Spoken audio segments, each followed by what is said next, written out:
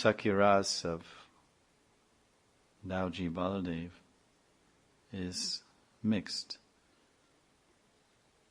And that's described in Chaitanya Charitamrita. Shuddha Sakya Vatsalyadimaya.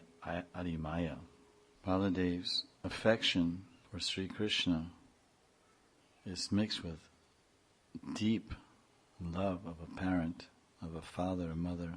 So we know it is a point of Gaudiya Siddhanta and Prem Tattva, that the more love and attachment and service that a devotee renders to Sri Krishna, then the Lord allows himself to be controlled and subdued by that Premi Bhakta. So in the same way, because Baladev was a great devotee of the Lord, besides being his elder brother, Baladev displays such intense devotion to his brother Krishna that Krishna often surrenders and does what he says to do.